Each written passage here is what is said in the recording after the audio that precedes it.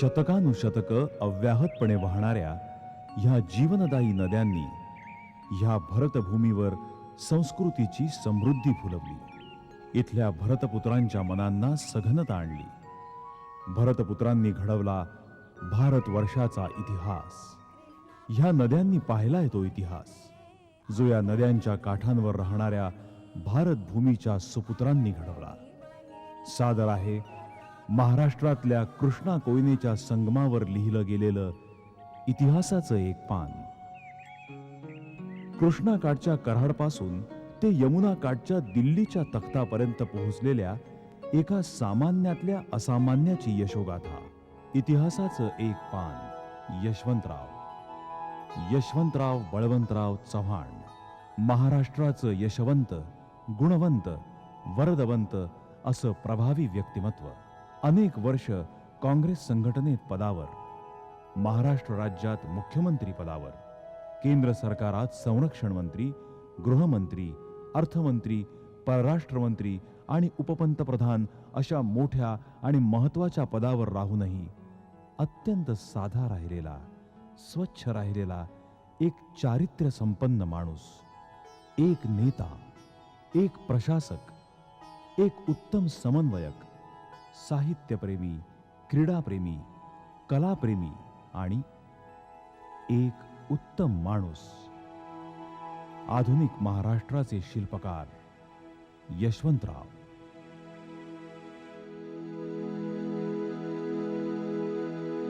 कराडपासून जवळच सागरेश्वराचं प्राचीन देवस्थान आहे. सागरेश्वराच्या नजीकच्या देवराष्ट्रे या छोट्या गावात एका सामान्य शेतकरी कुटुंबात यशवंतरावांचा जन्म झाला. कागदोपत्री तारीख म्हणायची तर 12 मार्च 1913. यशवंताच्या जन्माच्या वेळी विठाईच्या आईनं सागरोबाला साकडं घातलं होतं. हाताला यश दे, घरात तुझी आठवण ठेवीन.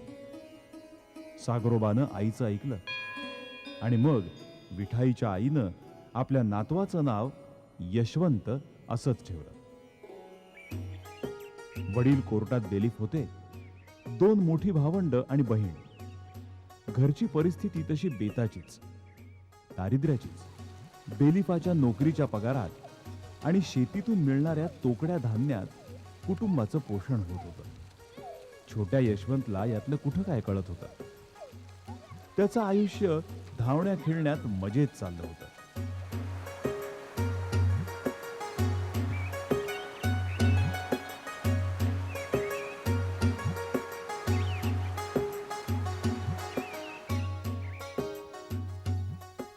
एकोणीसशे 17-18चा काळ आणि हिंदुस्थानात प्लेग सारख्या महाभयंकर साथीचं थैमान सुरू झालं.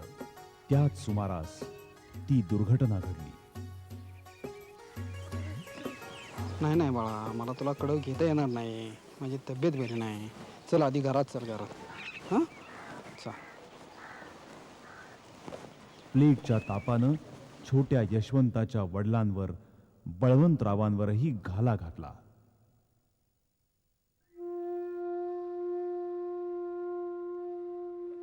बळवंतराव देवाघरी गेले.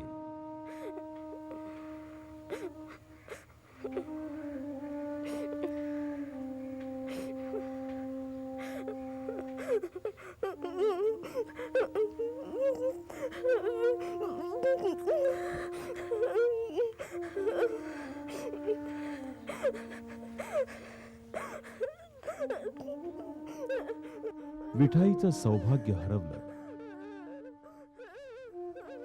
मुलांना मिळणारी पित्याची सावली गेली. कुटुंबाचा आधार वृक्षच उन्मळून पडला.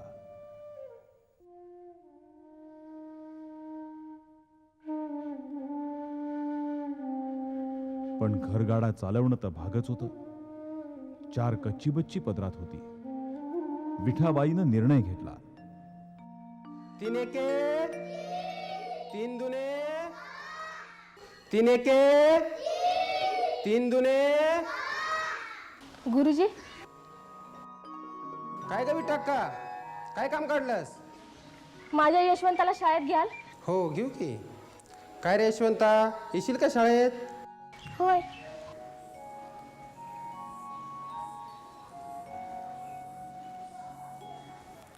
मुलांनो, मी जसा फळावर श्री काढलाय तसा तुम्ही पाठीवर लिहा पाहू.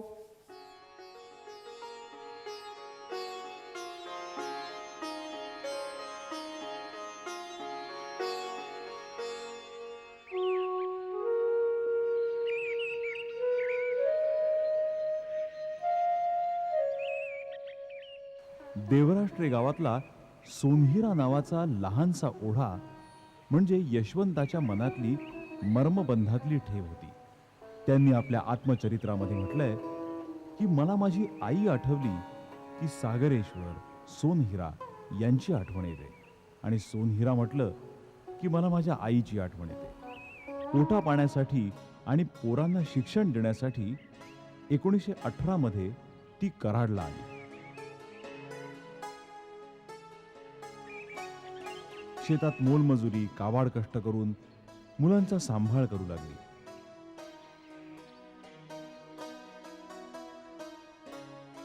आजचा विषय आहे महत्वाकांक्षा. आयुष्यात आपण कोण होणार, काय होणार याचा विचार प्रत्येक जण करतो. तसंच तुम्हीही ठरवलेलं असेल. मोठेपणी तुम्ही काय व्हायचं ठरवलेलं आहे हे मला एका कागदावर तुमच्या नावासकट लिहून द्या.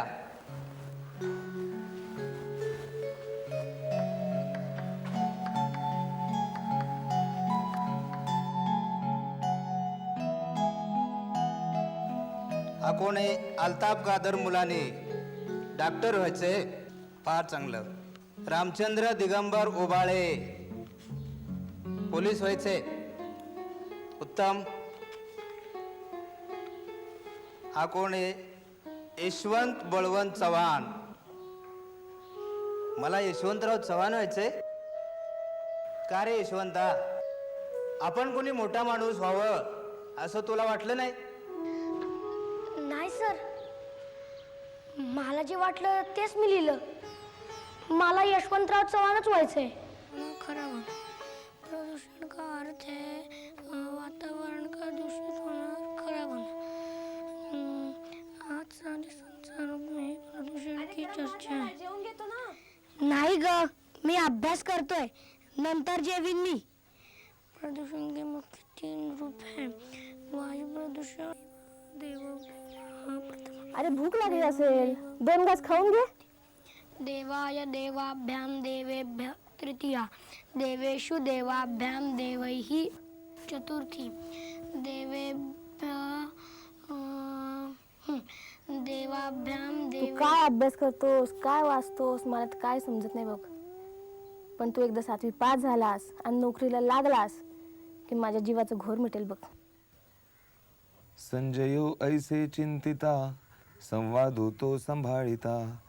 हरिखाचा येतो चित्ता, महापूर म्हणून आता येणे. उत्साचे अवतरणे, श्रीकृष्णाचे बोलणे. सांगी जैल तया अक्षरांतील भावो, पावविन मी तुमचा ठावो. आई का म्हणे ज्ञानदेवो, निवृत्तीचा. इति श्री ज्ञानदेव भावार्थ दीपक चतुर्दशोध्याय. 14वा अध्याय संपला. आई, आज आपण 2 अध्याय वाचले. तू ते मनोभावे ऐकलेस. मला एक सांग, हे सगळं ऐकून झाल्यानंतर तुझ्या मनाशी काय सारांश आला? हे बघ, असं आहे, कृष्णदेव अर्जुनाला सांगतात की तू आपला मीपणा सोडून दे आणि आपलं जे काम आहे ते तू केलंच पाहिजेस आणि करीत राहा, हे सगळं सांगतात. आणि ते बरोबर आहे.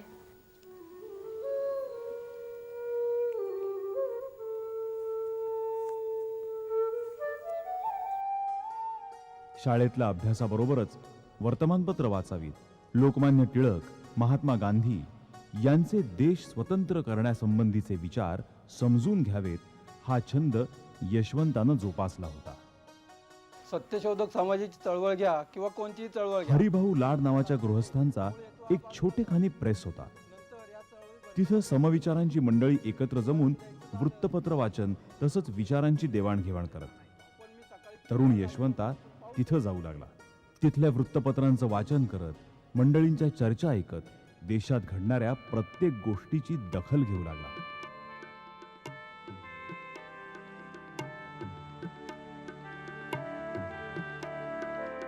1929च्या सप्टेंबरमध्ये लाहोरच्या तुरुंगात बंगालचे सुप्रसिद्ध क्रांतिकारक यतींद्रनाथ दास यांनी उपोषण करून आपल्या प्राणांची आहुती दिली. ह्या घटनेचा तरुण यशवंताच्या मनावर मोठा परिणाम झाला. आपण आपलं जीवन देशकार्यालाच व्हायचं असा त्याच्या मनानं पक्का निर्णय घेतला.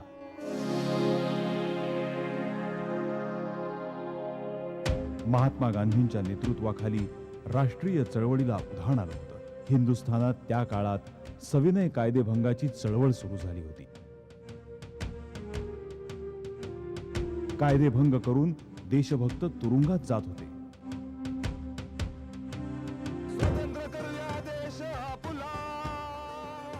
सत्याग्रह, प्रभात फेऱ्या यांनी वातावरण भारून गेलं. इंग्रज लोक भारतीयांना लुटत होते. लोकांनी जास्तीत जास्त अडाणी राहावं, अशिक्षित राहावं, गुलाम म्हणून राबावं असे कायदे इंग्रज राज्यकर्ते करत होते. या परिस्थितीमुळं हिंदुस्थानातल्या शेतकऱ्यांचं, शेतमजुरांचं, लहान सहान व्यापाऱ्यांचं, सर्वसामान्य गरिबांचं कंबरडं मोडून गेलं होतं. या परिस्थितीतून बाहेर पडण्यासाठी देशातल्या तरुणांनी काय केलं पाहिजे ह्याविषयी टिळक हायस्कूलमधले राष्ट्रीय वृत्तीचे शिक्षक विद्यार्थ्यांच्या मनावर संस्कार घडवत होते. या संस्कारांचे परिणाम विद्यार्थी यशवंताच्या मनाला चिकटले. सातारा जिल्ह्यातल्या गावागावात देश स्वतंत्र करण्यासाठी जे वातावरण तयार होऊ लागलं त्याचा संस्कारही यशवंताच्या मनावर भिळत राहिला. आपणही काहीतरी करावं म्हणून यशवंतानं मित्रांचा, तरुणांचा एक गट जमवला. देशाचं काम करण्यासाठी, लोकांमध्ये जागृती निर्माण व्हावी यासाठी गणेशोत्सव, शिवजयंती उत्सव, मेळे सुरू केले, उपक्रम सुरू केले. यशवंताचा गट तसा लहानच होता, पण तो नवा विचार बाळगणारा होता. या तरुणांसमोर सामान्य लोकांचं जीवन होतं.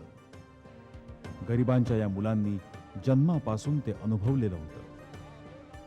गरीब अधिक गरीब बनत असल्यानं त्यांना सामाजिक आणि आर्थिक न्याय मिळवून देण्यासाठी काहीतरी केलं पाहिजे या विचारांचा या तरुणांच्या मनावर पगडा होता. या सर्व प्रकारातूनच यशवंताची पावलं शाळेकडे जाण्याऐवजी प्रभात फेऱ्यांकडे वळली होती. लाहोरला रावी नदीच्या तीरावर काँग्रेसच्या राष्ट्रीय अधिवेशनात संपूर्ण स्वातंत्र्याचा ठराव केला गेला आणि 26 जानेवारी 1930 हा स्वातंत्र्य दिन म्हणून साजरा करायचं ठरलं. चळवळ दडपायला सुरुवात केलेली. याचे उत्साहवर्धक पडसाद देशभर उमटले. यशवंता आणि त्याच्या सहकाऱ्यांनीही यात भाग घेण्यासाठी आपल्या परीनं एक प्रतिज्ञापत्रक तयार करून वाचावं असं ठरवलं. कराडच्या डुबल आळीतील बाळनाथ बुवांचा मठ जो क्रांतिकारी कारवायांशी संबंधित होता तिथे जाऊन तिथल्या भुयारवजा खोलीत अनेकदा त्यांचा अभ्यास तसंच सल्लामसलती चालत.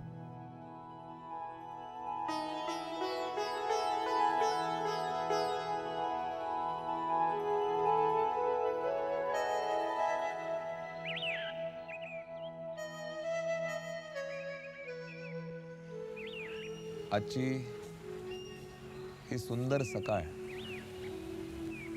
आपण कधीही विसरू शकणार नाही. खूप विचार करून आपण आज हा निर्णय घेत आहोत. यापुढे आपण आपली आयुष्य स्वतंत्र भारताच्या चळवळीसाठी वाहून घेत आहोत. चला शपथ घेऊया. स्वतंत्र भारताचा, स्वतंत्र भारताचा, स्वतंत्र भारताचा.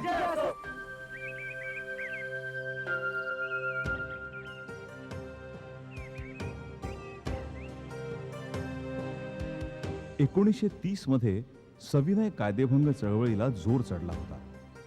शाळेत शिकत असतानाच यशवंता आणि त्याच्या मित्रांनी टिळक हायस्कूलमध्ये राष्ट्रीय झेंडा लावून गावात एकच खळबळ उडवून दिली होती.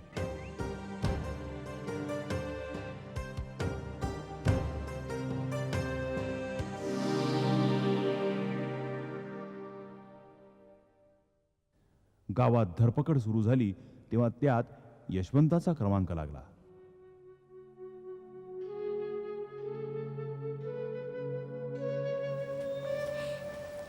कसा आहेस बाबा?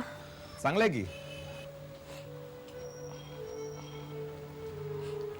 विठाक्का, मी फौजदार साहेबांना भेटून आलो. चांगला आहे माणूस. यशवंतांनी जर माफी मागितली तर सोडून देऊ म्हणाले. काय बोलताय तुम्ही मास्तर? माफी मागायची? माफी मागायचं काही एक कारण नाही. तब्येतीची काळजी घे म्हणजे झालं. ईश्वर आपल्या पाठीशी आहे. कायदेभंगाबद्दल यशवंताला 18 महिन्यांची तुरुंगवासाची शिक्षा झाली.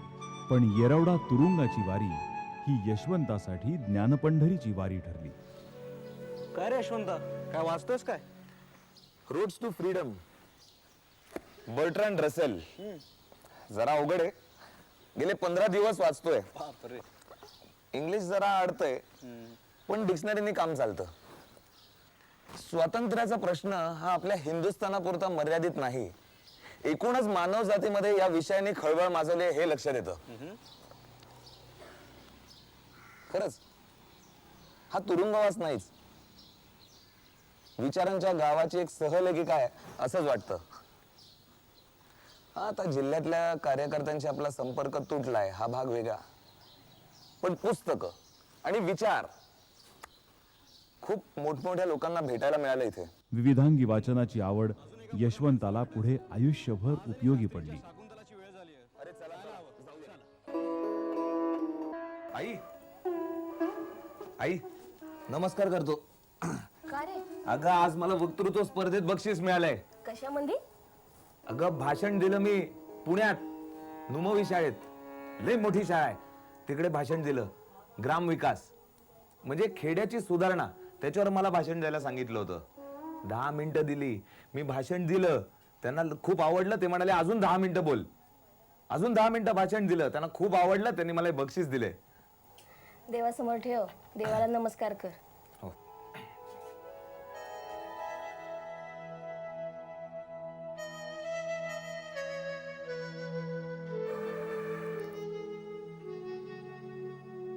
तुरुंगवारीनंतर सामाजिक कार्याच्या ओढीपोटी यशवंतानं हरिजनांसाठी रात्रशाळेचा उपक्रम सुरू केला. उद्घाटनासाठी त्यानं आवर्जून महर्षी विठ्ठल रामजी शिंदेंना बोलावलं. हरिजनांसाठी रात्रशाळा सुरू करायची हा तुमच्या मुलाचा अतिशय चांगला विचार आहे. पण मी त्याला विचारलं, अरे बाबा घरी हे माहिती आहे का? कारण माझ्या हस्ते शाळा सुरू करायची तर माझ्या बरोबर घरात हरिजनांसोबत पंगत बसवावी लागेल. यशवंत म्हणाला मला, अहो विचारायची बी गरज नव्हती. सगळी लेकरं सारखीच मला. तुम्ही बसा, मी पानं वाढायला घेते. नशीबवान आहेस. अरे अशी आई मिळायला नशीब लागतं.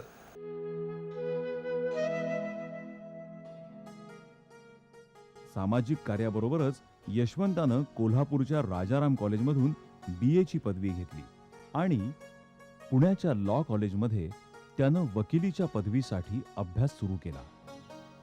1941 साली यशवंतानं वकिलीची पदवी संपादन केली. चला वकील साहेब, आता पक्षकारांची वाट बघणं आलं. ते खरं यशवंता, पण मी तुला सांगतो आता हे ऑफिस राजकारण्यांचं होणार.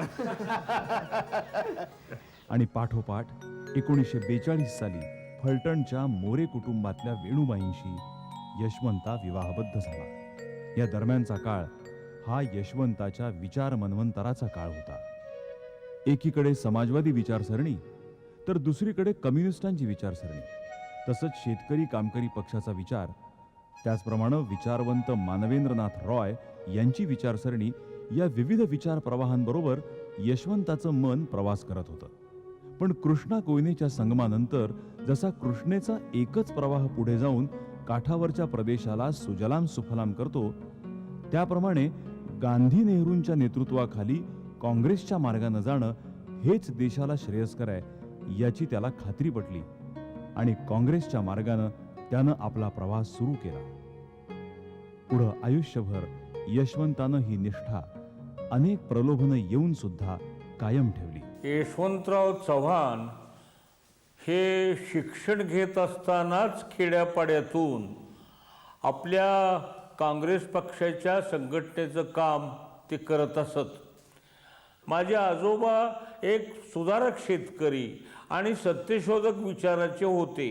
त्यामुळं त्यांच्या बंधूंची आणि आमच्या आजोबांची ओळख असल्यामुळे यशवंतराव आमच्या घरी आले आणि आमच्या आजोबाशी चर्चा करून जाताना म्हणाले, तात्या, म्हणजे माझ्या आजोबाला ते तात्या म्हणत होते, तुमचा नातू आमच्या संघटनेच्या कामाला द्याल का?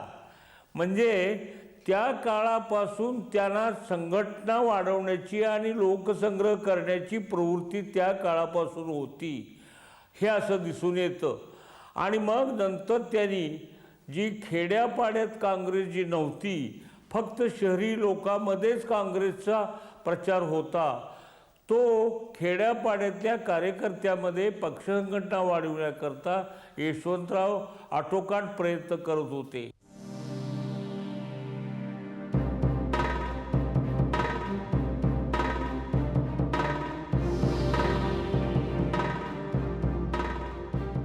दरम्यान 1942चं चले जाव आंदोलन सुरू झालं. सातारा जिल्ह्यातल्या तरुणांनीही ह्या आंदोलनाला सक्रिय हातभार लावला. त्याचवेळी नाना पाटलांच्या नेतृत्वाखाली पत्री सरकार उर्फ प्रतिसरकार चळवळ आक्रमकपणे काम करू लागली. त्यावेळी जे इंग्रजांचे खबरे होते, जे बातमीदार होते, त्यावेळची काही वतनदार पाटील मंडळी होती, यांचा या चळवळीला प्रखर विरोध होता. आणि ती मंडळी आम्हा भूमिका त्यांना पकडून देण्याकरता किंवा त्यांना फसवण्याकरता जे प्रयत्न करत होते, तेव्हा यांना कुठंतरी दहशत बसली पाहिजे आणि हे थांबलं पाहिजे आहे, या दृष्टीनं आम्ही या चळवळीमध्ये हे पत्री सरकार जे म्हटलं गेलं, तर पत्री लावण्याचा जो प्रकार होता, म्हणजे त्या गुन्हेगारांना किंवा पोलीस खबऱ्यांना एक शासन केलं पाहिजे आहे, तर त्यामुळे पत्री सरकार त्या प्रतिसरकारचं असं अपभ्रंशाने विचारलं जात होतं. तर पत्र्या लावणं म्हणजे काय? जो असा खबऱ्या आहे, जो गुंड आहे, जो आमच्या विरोधात आहे, जो सरकारला सामील आहे इंग्रजांना, त्याला आम्ही गावामध्ये चौकात बोलवत असू आणि अगदी गावासमक्ष त्यावेळेला आम्ही 4-2 लोक जायचो फक्त. पण त्यावेळेला समाजाचा पाठिंबा, लोकांचा पाठिंबा आणि आम्हाला एक निर्भयपणा असायचा आणि त्या माणसाला त्या गावामध्ये तिथे पाय वर करून पायावरती लाठ्या म्हणजे काठीने मारहाण करायची आणि त्यामुळं त्याला त्यावेळेला वेदना व्हायच्या आणि त्या वेदनेनंतर तो म्हणायचा, बहुता मी तुमच्या नादाला लागणार नाही आहे. वेणू, बाळ वेणू आले. मला हाक मारली? अगं, आम्ही वाईच बाजारला जाऊन येतो. तुझी पहिली संक्रांत सासरी आल्यावरली. यशवंता बी घरात नाही, तुझ्यासाठी काहीतरी घेऊन येते.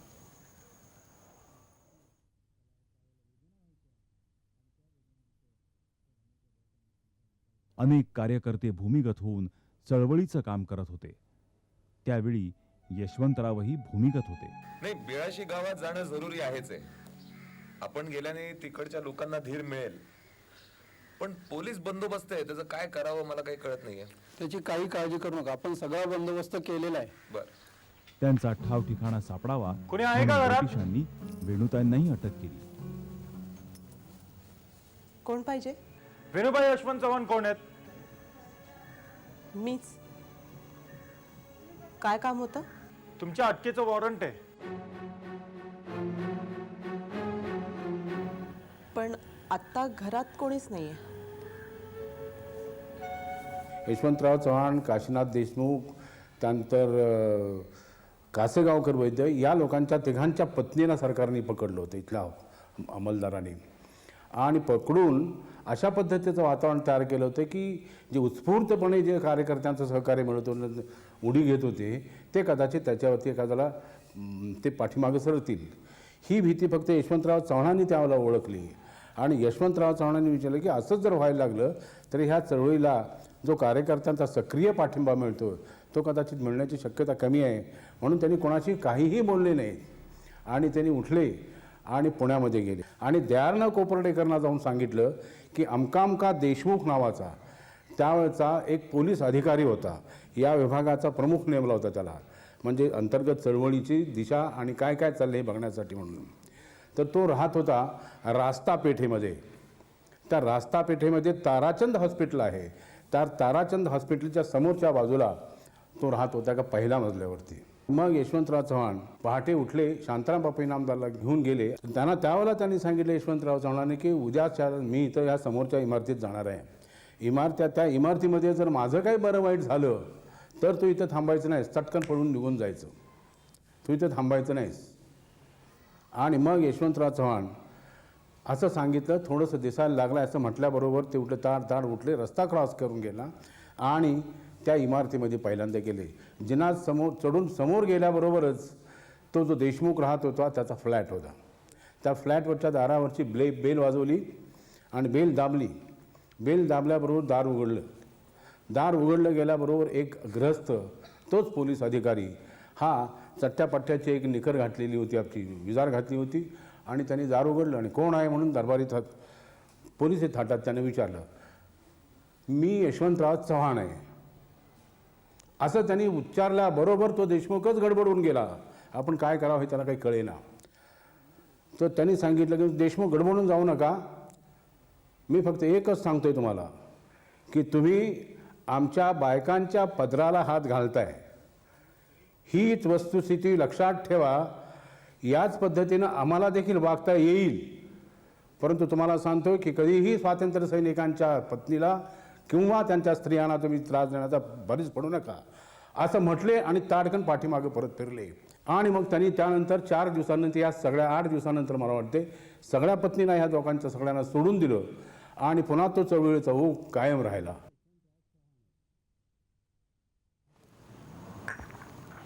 मी जरा कोर्टात जाऊन येतो. आज काही बायका आहेत कोर्टात आरोपी म्हणून, मोठा आळ आहे त्यांच्यावर, बघूया. पण मला एक सांगा, जेव्हा तुम्हाला अटक केली तेव्हा कसं वागवलं पोलिसांनी? कसं वागवलं म्हणजे जसं पोलीस वागवतात तसंच, पोलिसी पाहुणचार. मी येतो जाऊन. माझ्या आजारासाठी तू जर ही निवडणूक लढवणार नसशील तर मी या दवाखान्यात अजिबात राहणार नाही. आयुष्यात काही गोष्टी केव्हा केव्हा आपण होऊन येतात, तेव्हा त्यांना नाही म्हणायचं नसतं. पुन्हा अशा गोष्टी आयुष्यात येतीलच याची खात्री नसते. तेव्हा दुराग्रह सोड. माझं ऐक, कार्यकर्त्यांचा तुझ्यावर जीव आहे, तेव्हा ही निवडणूक तू लढव. 1946 मध्ये यशवंत मुंबई इलाखा कायदे मंडळाच्या निवडणुकीस उभा राहिला. मी तुमच्या शब्दाबाहेर नाही आणि यशस्वीही झाला. आई, मी निवडणूक जिंकून आलोय. आम्ही सगळे उमेदवार बहुमताने निवडून आलोय. असाच मोठा हो पोरा, असाच मोठा हो. आणि एक लक्षात ठेव, आयुष्यात नेहमी गरिबाच्या आणि खऱ्याच्या पाठीशी उभा राहा. होय, मी लक्षात ठेवेन. आणि इथून सुरू झाला यशवंताचा पर्यायानं भावी महाराष्ट्राच्या उत्कर्षाचा प्रवास. गांधी नेहरूंच्या विचारांनी त्याच्या मनाला भारलेलं असलं तरी सामाजिक परिस्थितीचं उत्तम भान त्याला होतं. जीवाला जीव देणाऱ्या कार्यकर्त्यांची साथ होती. यशवंताचा आता यशवंतराव चव्हाण झाला. बाळासाहेब खेरांच्या मंत्रिमंडळात मोरारजींच्या गृह खात्यात पार्लमेंटरी सेक्रेटरी म्हणून यशवंतराव दाखल झाले. 1952च्या निवडणुकीनंतर मोरारजींच्या मंत्रिमंडळात नागरी पुरवठा, समाज कल्याण आणि जंगल ही खाती यशवंतरावांकडे सोपवली गेली. दरम्यान 1955च्या ऑक्टोबरमध्ये फाजल अली कमिशनचा भाषिक राज्य पुनर्रचनेच्या संदर्भातला अहवाल प्रसिद्ध झाला आणि महाराष्ट्राची सारी घडीच पुढच्या काळात बदलली. त्यातूनच संयुक्त महाराष्ट्राचा लढा सुरू झाला. दरम्यान 1 नोव्हेंबर 1956ला विशाल द्वैभाषिक राज्य निर्माण झालं आणि यशवंतराव या द्वैभाषिक राज्याचे मुख्यमंत्री झाले तेव्हा त्यांचं वय 42 वर्षांचं होतं. एवढ्या तरुण वयात त्या काळात मुख्यमंत्री पदावर पोहोचलेले ते पहिले मुख्यमंत्री होते.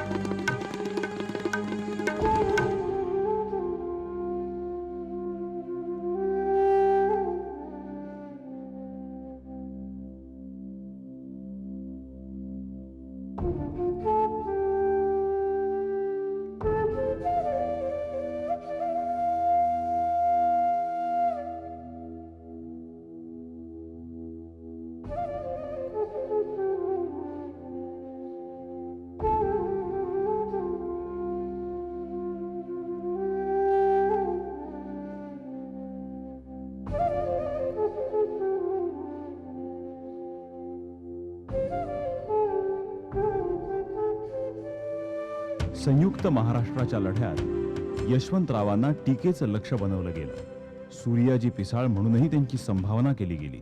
पण त्यांच्यामधलं जे एक प्रकारचं शहाणपण होतं, त्या शहाणपणामध्ये त्यांना खात्री होती की पंडित नेहरूचं जर मन आपण वळवलं आणि वळवणं शक्य आहे हे ते पाहत होते, तर संयुक्त महाराष्ट्र होईलच. यामुळे लोक आपल्यावर टीका करू दे, म्हणू दे की हे वरिष्ठांची हांजी करणारे ग्रस्त आहेत, परंतु हा प्रश्न सोडवायचा झाला तर लोकांच्या टीकेकडे लक्ष द्यायचं नाही. प्रश्न कसा सुटेल इकडेच मुख्यतः मन केंद्रित करायचं. आणि जेव्हा मोरारजी हे या गुजरात महाराष्ट्राच्या द्विभाषिक राज्याच्या प्रश्नामध्ये दुर्बळ होत आहे, परिणामकारक राहत नाही, हे जेव्हा यांनी पाहिलं यशवंतरावने, आणि चळवळ शिगेला गेली आहे, कारण 105 मुद्दे पडले ना, तेव्हा त्याने पाहिलं की ह्या वेळेस तडजोडीचं राजकारण समंजसपणानं योग्य तऱ्हेनं बातचीत करून प्रश्न सोडवण्याचं राजकारण आपण केलं पाहिजे. तिथे त्यांनी भूमिका बरोबर बजावली आणि त्यात ते यशस्वी झाले. संयुक्त महाराष्ट्र आकाराला आला. सर्वांच्या प्रयत्नांना यश येऊन 1 मे 1960 रोजी महाराष्ट्र राज्य स्थापन झालं.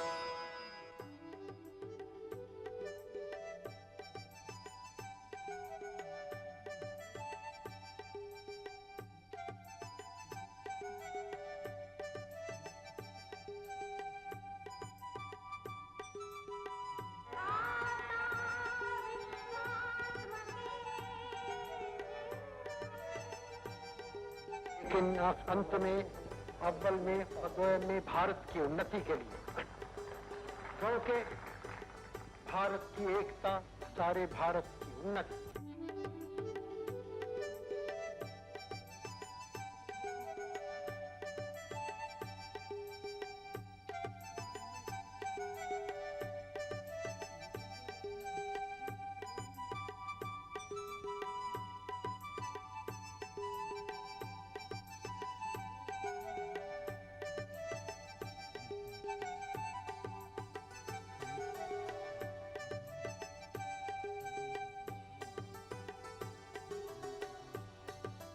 यशवंतराव चव्हाण हे महाराष्ट्र राज्याचे पहिले मुख्यमंत्री झाले. महाराष्ट्राचे पहिले मुख्यमंत्री म्हणून काम करताना त्यांनी अतिशय दूरदृष्टीनं राज्याची जडणघडण केली. राज्याचा सर्वंकष विकास व्हावा या पद्धतीनं नियोजन केलं. आधुनिक महाराष्ट्राचे शिल्पकार म्हणून आपण त्यांना म्हणतो. त्याचं कारण महाराष्ट्राला त्याने राज्याचे प्रमुख असताना एक दिशा दिली. पहिल्यांदा सगळ्यात महत्त्वाचं लक्ष त्याने कशामध्ये केलं असेल तर ह्युमन रिसोर्स डेव्हलपमेंट आपण जे म्हणतो, मानवी समाज सुसंस्कृत आणि शिक्षित करून मानवी संपत्ती निर्माण करण्याच्यासाठी काही पावलं टाकली पाहिजेत. आणि म्हणून सगळ्यात लक्ष त्यांनी कशामध्ये दिलं असेल तर प्राथमिक शिक्षणावर. शिक्षणाचं सार्वत्रिकरण, समाजातल्या लहान घटकातल्या मुलांना शिक्षणाचे दरवाजे खुले राहतील याच्याबद्दलची खबरदारी, ही अतिशय मोलाची कामगिरी चव्हाण साहेबांनी केली. आणि शिक्षणाचा विस्तार सगळ्या राज्यामध्ये कसा होईल याच्यासाठी एक प्रकारची दिशा देण्याची कामगिरी त्यांनी केलेली होती. दुसरी महत्वाची गोष्ट म्हणजे शेती. शेतकऱ्यांना आपल्या उत्पादनांवर प्रक्रिया करून छोटे छोटे उद्योग कसे सुरू करता येतील यावर यशवंतरावांनी विशेष लक्ष दिलं. शेतीमालावर प्रक्रिया करून, ज्याला इंग्रजीमध्ये व्हॅल्यू ॲडेड प्रॉडक्ट्स देशाच्या आणि दुनियेच्या बाजारामध्ये गेले पाहिजेत असं म्हणतो, मूल्य वृद्धी होऊन ती उत्पादकाच्या पदरामध्ये कशी पडेल याची खबरदारी घेण्यासाठी कृषी औद्योगिक समाजाची उभारणी करणारी नीती ही महाराष्ट्राला चव्हाण साहेबांच्या विचारातून दिली गेली.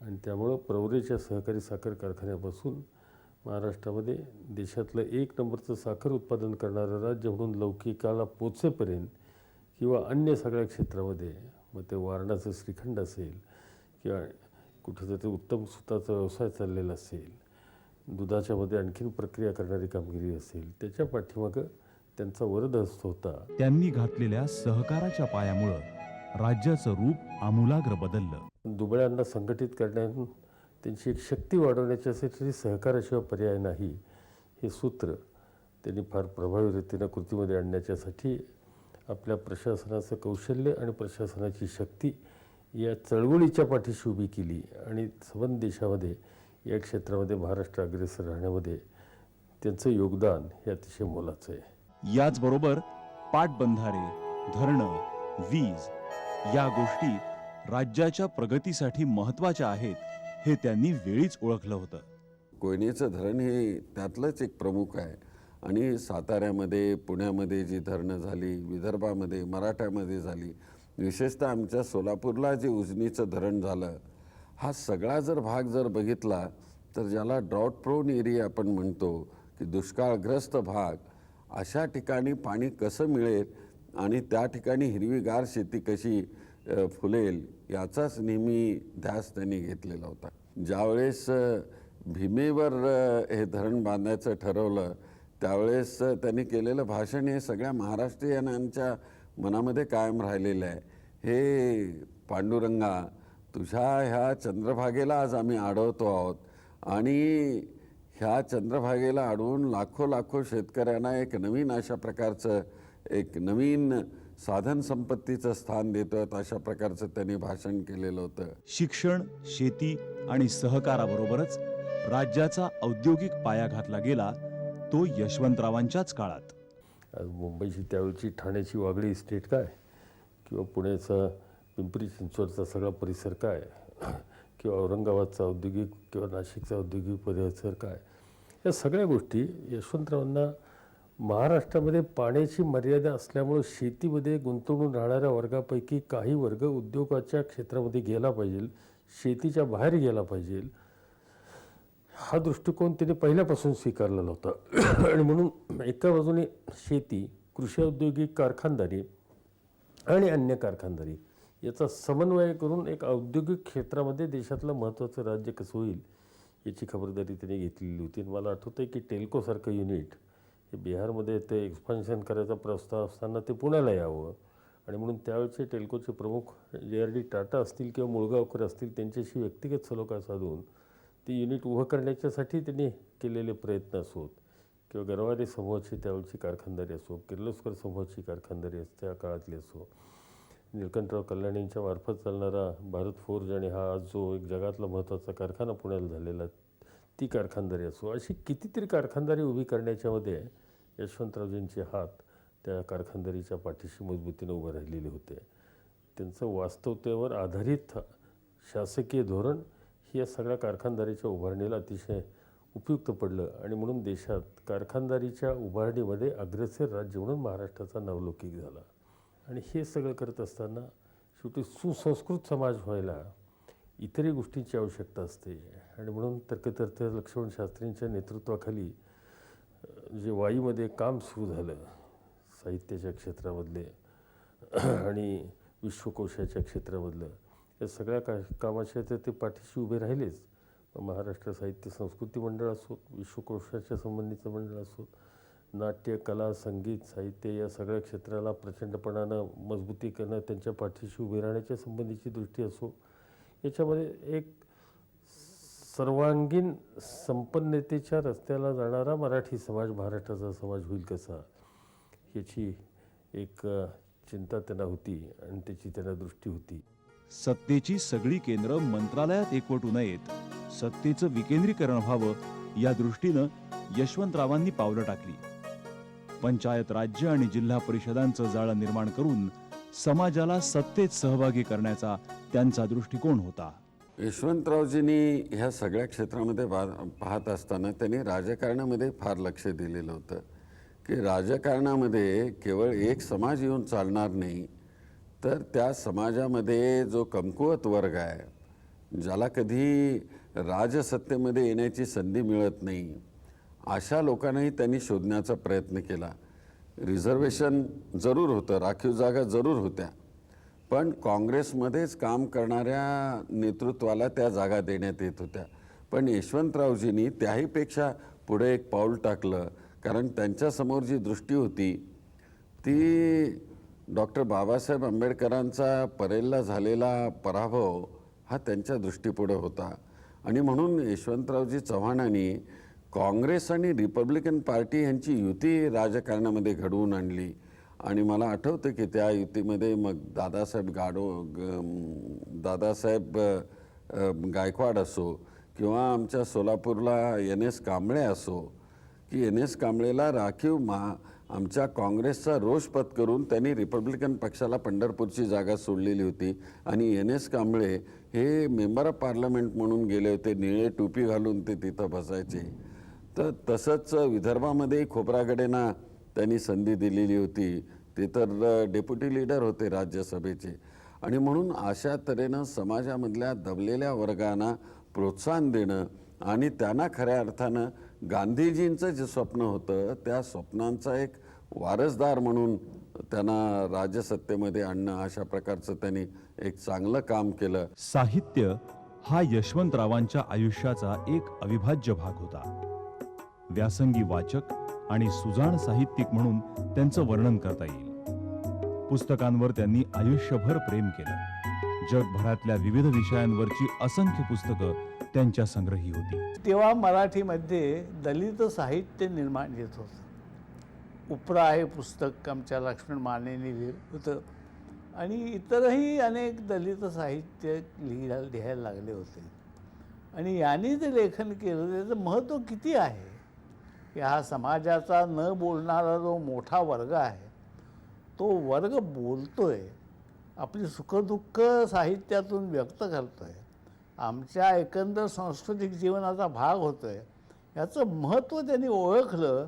आणि या साहित्याला त्यांनी अतिशय उदार असा आश्रय दिला, त्याला खूप मदत केली, त्याचं कौतुक केलं. आणि त्यांचे इतके ते सहृदय होते की लक्ष्मण मानेच्या पुस्तकाबद्दल बोलायला उठले तर त्यांच्या डोळ्यातून घळघळ पाणीच येत होतं. यशवंतरावजी एकदा अंदूरला जात असताना, मराठवाड्यामध्ये एका कार्यक्रमाला एका स्वातंत्र्य सैनिकाच्या जात असताना सोलापूरला रात्री मुक्काम होता. आणि यशवंतरावांची आवड काय, त्यांचं विरंगुळा काय, तर कवींना भेटणं, साहित्यकारांना भेटणं. म्हणून मी डाक बंगल्यावर अगदी सतरंजी टाकून सोलापूरमधल्या सगळ्या कवींची एक मैफिल जमवली होती. आणि ती मैफिल रात्री 10 वाजल्यापासून ते जवळजवळ 2:30 वाजेपर्यंत ती मैफिल रंगलेली होती. मग त्यामध्ये कवी कुंजविहारी होते, राणा पवार होते आणि कवी कुंजविहारी कमरेला कमरपटा खचतो ग बाई, म्हणजे ही साहेबा त्यांनी लावणी मुद्दाम ती म्हणायला लावली आणि त्याच्यानंतर लगेच साहेबांनी लगेच सांगितलं की अत्तराचा फाया तुम्ही मला आणा, हे तुमचंच ना म्हणाले संजीवना. म्हणजे यशवंतराव चव्हाणांच्या एक एक तल्लख बुद्धी, प्रखर विद्वत्ता, आणि म्हणून ते साहित्यिक त्यांच्यावर प्रचंड प्रेम करायचे. साहित्य सम्राट नरसिंह चिंतामण केळकर यांची 1970 साली जन्मशताब्दी झाली. तर आम्ही म्हटलं की यशवंतरावजींना बोलवावं. आम्ही बोलवायला गेलो आणि बोलवायला गेल्यानंतर त्या दिवशी त्यांनी होकार भरला. थोडेसे विचारमग्न झाले. त्यामुळे साहित्य सम्राटांच्याबद्दल बोलायचं तर मग मला त्यांचं सगळं वाङ्मय पाहिजे. 32,000 पानांचं वाङ्मय, 10 भागाचं 12 भागाचं, ते त्यांच्याकडे आम्ही नेऊन दिलं. त्यांनी ते पुष्कळ वाचलं. मध्ये अवधी होता बराच, सगळं वाचलं जवळपास आणि आले इथे. आणि आम्ही त्यांना न्यायला आलो. बालगंधर्वमध्ये कार्यक्रम झाला, आम्ही न्यायला आलो. तेव्हा मला म्हणले की खेरसाहेब, आम्ही असं केलं आहे या खेपेला, मी कधी नोट्स ठेवून बोलत नाही, या खेपेला मी नोट्स काढल्या आहेत. तर असं म्हटलं का बरं? अहो म्हणजे कुणावर बोलायचे? साहित्य सम्राट केळकर आणि सगळे पुण्यातलं सगळा उत्कृष्टपैकी सगळे विद्वान मंडळी तिथे यायचे आहेत, दत्तोपंत पोतदारांच्यापासून सगळ्या मंडळी इथे यायचे आहेत. तेव्हा मला उगाच आपलं ऑफहँड मला काही राजकारणी हे भाषण नाही आहे, हे साहित्यिक भाषण आहे. आणि त्यांनी भाषण केलं, इतकं उत्कृष्ट भाषण केलं की भल्या साहित्यिकाला असं त्यांच्यावरचं एवढं भाषण करता आलं नसतं. मी यशवंतरावजी चव्हाणांची अनेक भाषणं पार्लमेंटमधली मुद्दाम वाचत असे की Yashwantraoji on defence, Yashwantraoji on external affairs, Yashwantraoji on finances, Yashwantraoji on organisation. आणि ह्या सगळ्या भूमिकेतून मी त्यांना अतिशय जवळून शब्दाशब्दामधून बघण्याचा प्रयत्न केला. यांची भाषणं इतकी छान असायची. ते कधी आवाज चढवत नसत, साधेपणानं बोलत असत. उपमा उत्प्रेक्षा असा काही भाषेचा फुलोरा नसायचा. पण इतकं साधं सरळ प्रांजल मनापासून ते बोलायचे की हा माणूस मनापासून बोलतोय हे जाणवायचं. मग एक त्यांच्या वक्तृत्वात प्रवाहीपणा होता. आवाज हा कानाला सुभग होता, कानाला आनंद देणारा होता, कानाला कटुता त्या आवाजामध्ये नव्हती. आणि वृत्तीची त्यांची जी प्रसन्नता होती, जो सुसंस्कृतपणा होता, तो कुठेतरी त्यांच्या आवाजातली बोलण्याच्या संबंध पद्धतीत येत असतो. साहित्यिकांबद्दल त्यांना अतिशय आत्मीयता होती. अरे, ज्याने अण्णा माडगुळकरांबद्दल असे उद्गार काढले का मी राजा असतो, ते ह्यांच्या हातामध्ये सोन्याचं कडं घातलं असतं, ते यशवंतराव हे खरे साहित्यप्रेमी. आणि त्यांनी सर्व कार्यांना सर्वतोपरी मदत केली. सर्व लेखकांना त्यांनी प्रेमानं वागवलं. मराठी साहित्याबद्दल म्हणायचं कारण असं आहे की मराठी भाषेवरच त्यांचं प्रेम होतं. आपल्या विविध अनुभवांवर त्यांनी मोजकं पण व्यासंगी लेखन केलं.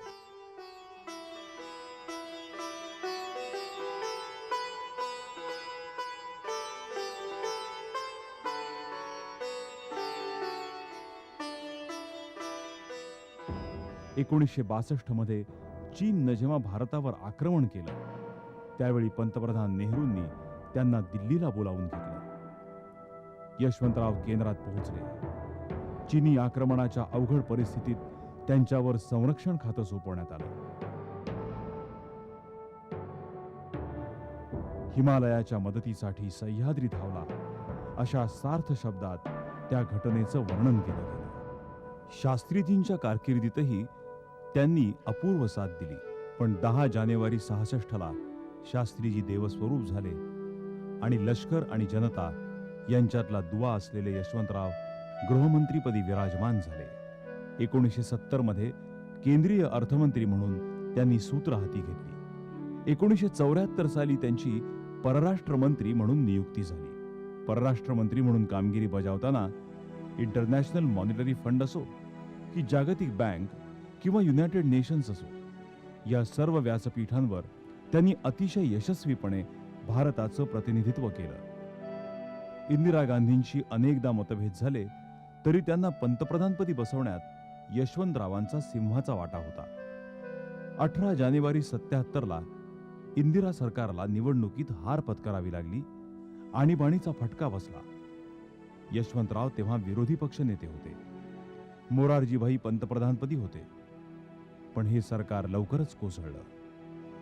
पुनश्च इंदिराजींनी चौधरी चरण सिंगांना पंतप्रधान आणि यशवंतरावांना उपपंतप्रधान केलं.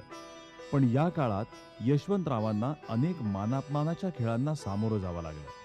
पुढे पुढे इतके विचित्र दिवस आले की एका परीनं नेहरूंनी त्यांना बोलवलं, परंतु इंदिरा गांधींचं जेव्हा राज्य सुरू झालं त्यावेळेला मतभेद सुरू झाले. माझ्या दृष्टीनं यशवंतराव चव्हाणांच्या काळातले कसोटीचे दिवस हे इंदिरा गांधींच्या काळात सुरू झाले आणि काँग्रेसच फुटली. इंडिकेट काँग्रेस, सिंडिकेट काँग्रेस झाली. यशवंतराव इंदिरा गांधींच्या बाजूला उभे राहिले नाहीत, म्हणून त्या बाईंच्या मनामध्ये जे किलमिश निर्माण झालं ते शेवटपर्यंत राहिलं. या साऱ्यात साथ होती वेणुताईंची, सहधर्मचारिणीची.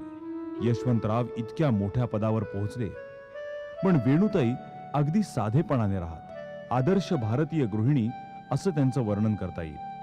प्रकृतीनं त्यांना साथ दिली नाही, तरीही त्या पतीच्या जीवनात विरघळून गेल्या होत्या. त्यांच्या संसाराची सुरुवात झाली तेव्हा यशवंतराव स्वातंत्र्याच्या चळवळीत भूमिगत होते. तेव्हापासून त्यांनी यशवंतरावांना अनेक कठीण प्रसंगांमध्ये सावलीसारखी साथ दिली. पण जीवन प्रवासामध्ये मात्र त्या यशवंतरावांना प्रवासाच्या मध्येच एकटं सोडून गेल्या. अखेरच्या दिवसात त्यांची प्रकृती बरी नसे. 1 जून 1983 रोजी वेणुताई इहलोक सोडून देवाघरी गेल्या.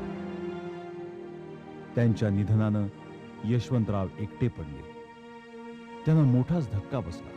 आईसाहेब गेल्यानंतर जेव्हा मी दिल्लीला होते तेव्हा काकासाहेब अतिशय खचलेले होते आईसाहेबांच्या, कारण आईसाहेब इतकं काकासाहेबांचे सगळं पाहत होत्या ना, त्यामुळे काकासाहेबांना कधीही कुठली गोष्ट पाहावी लागत नव्हती. त्यामुळे ते असे इतके खचून गेलेले होते, कधी रूमच्या बाहेर जास्त यायचे नाहीत, आपल्याच रूममध्ये असायचे. लिखाण वाचन ह्यातच त्यांचा सगळा वेळ जात असे. मी फक्त काकासाहेबांच्या जेवणाच्या वेळेला रूमच्या तिथे जायची, त्यांना जेवायला स्वतःहून वाढायचे, तेव्हा उभे राहायचे तिथेच. ह्या दिवसात जे काकासाहेबांनी माझ्याशी काय जे बोलणं झालं तेच माझ्या उर्वरित आयुष्यात मला खूप मोठं मार्गदर्शक ठरलं. कारण त्यांनी मला सांगितलं होतं, मंगला, जेव्हा भावना आणि कर्तव्य अशा ह्याच्यात तू सापडशील, गोंधळात सापडशील, तेव्हा एक गोष्ट लक्षात ठेव, भावनेची गुंडाळी करायची आणि त्याचं गाठोडं बांधून काखेत अडकवायचं आणि कर्तव्याला सामोरं जायचं. हे शब्द माझ्या बुद्धीत इतके असे लिहिलेले आहेत की ते कधी पुसले जाणार नाही. त्याच दरम्यान त्यांनी आपलं कृष्णाकाठ हे आत्मचरित्र लिहून पुरं केलं आणि त्यानंतर काही दिवसातच 27 नोव्हेंबर 1984 रोजी यशवंतरावांनी ह्या जगाचा निरोप घेतला. देवराष्ट्रे या छोट्याशा खेड्यातून येऊन गरिबीच्या परिस्थितीत जिद्दीनं शिक्षण घेत असतानाच आपलं आयुष्य देशाच्या चरणी वाहणारे यशवंतराव, ज्यांनी देशसेवेसाठी तारुण्याचा होम केला, कारावासाचे कष्ट घेऊनही भूमिगत चळवळीचं नेतृत्व केलं, स्वातंत्र्यवेदीवर कठोर परिश्रमांची तपश्चर्या वाहिली. आयुष्यभराच्या राजकीय प्रवासात तोडण्यापेक्षा त्यांनी जोडण्यावर भर दिला. महाराष्ट्राला प्रगतीची, विकासाची दिशा दिली आणि देशाच्या विविध महत्वाच्या पदांवर राहून मोलाची कामगिरी बजावली. आधुनिक महाराष्ट्राच्या या शिल्पकाराला देश कधीही विसरू शकणार नाही. यशवंतराव जरी आज आपल्यात नसले तरी यशवंतरावांच्या दूरदृष्टीचा मागोवा घेणारी आणि विविध सांस्कृतिक उपक्रम राबवणारी संस्था यशवंतराव चव्हाण प्रतिष्ठान, सौ वेणुताई चव्हाण चॅरिटेबल ट्रस्ट आणि अशा इतर अनेक संस्था आज जोमाने कार्यरत आहेत. यशवंताच्या सकल गुणांची ही अमृतगाथा, पुरुषोत्तम हा गुणी मरहट्टा, टेकिला तव चरणी माथा.